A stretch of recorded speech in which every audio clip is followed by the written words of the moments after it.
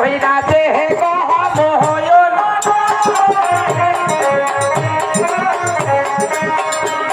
আরে ব্রাহ্মণ গুরুর কাছে যাইয়া দিল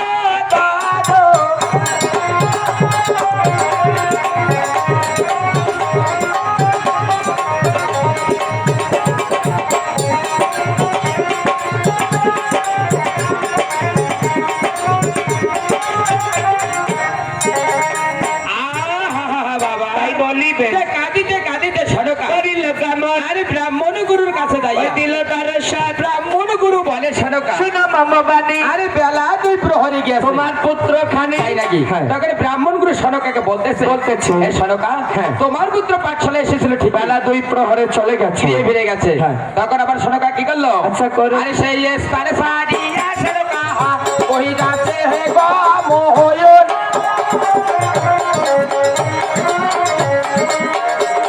আরে সেই স্থানে সারিয়া সনকা কই যাচ্ছে হে গো মোহন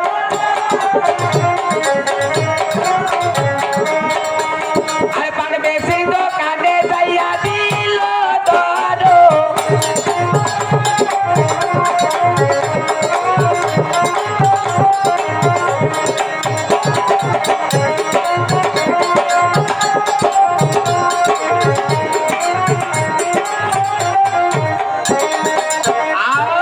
বাবা তোমারই বেটাই বলি সেই স্থানে সারিয়া সড়কা আরে পানি বেশির দোকানে যাইয়া দিল তার সাথ পানি বেশি বলে সড়কা শুনো মামাবানি আর এসেছিল তোমার পুত্র গেল এখনই তখন পান বেশি সড়কাকে বলতেছে এই সড়কা তোমার পুত্র এসেছিল ঠিকই এখন এই পান খেয়ে চলে গেল তখন দিয়ে সড়কা সমস্ত স্থান পরিত্যাগ করে আপন গৃহে পদার্পণ করলো আর এদিকে কিন্তু নেতা পদ্মায় যুক্তি হচ্ছে নেতা বলে পদ্মা শোনো হে উত্তর আরে কামে শোনা বলে তোমার হে শরৎ কামে শোনার শোনে তুমি পদ্মাবতী আরে কামে শোনা হোক তখন কৌশল্যা মূরতি তাই নাকি যে লক্ষ্মীকে দেখাবে স্বপ্নের ঘরে আরে প্রভাতে যাবে লক্ষ্মী সরোবরে বাবা যে মামি আর ভাগিনার হবে তার সাথ আরে দেখিয়া মামির রূপ করিবে আলিঙ্গন তা বাবা তখন দিকে মা মনসা দেবী কামে শোনা কামিনীকে স্মরণ করে কৌশল্যার মূর্তি রূপ ধারণ করে লোকেনকে স্বপ্ন দেখাচ্ছে আর এদিকে কৌশল্যা কি করতেছে আচ্ছা করো ও হয় রে ওরে সজ্জা সুখে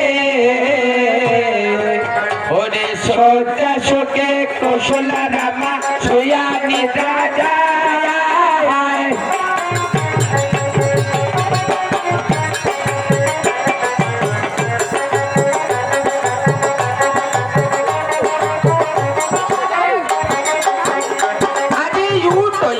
কৌশল্যা তুমি কত নিদ্রা যাও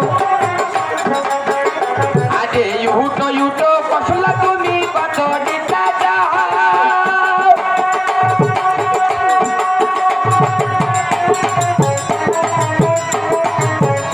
আরে সরোবরে স্নান করিলে অনেক পুণ্য পাও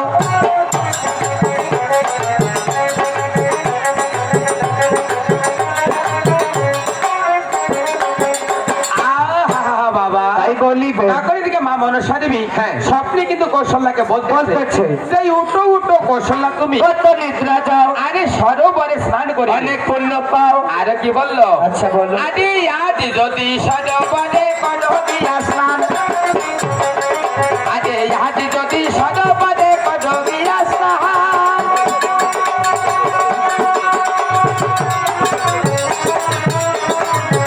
আরে স্বামী তো সৌভাগ্য হবে অনেক পুণ্যবান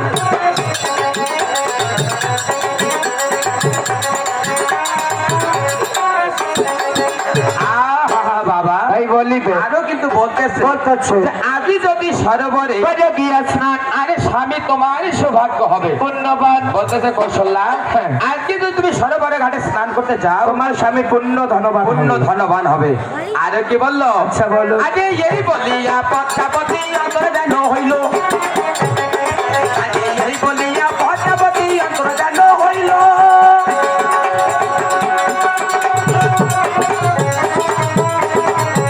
আরে শাশুড়ি প্রাণের কৌশল্যা প্রণাম বলিল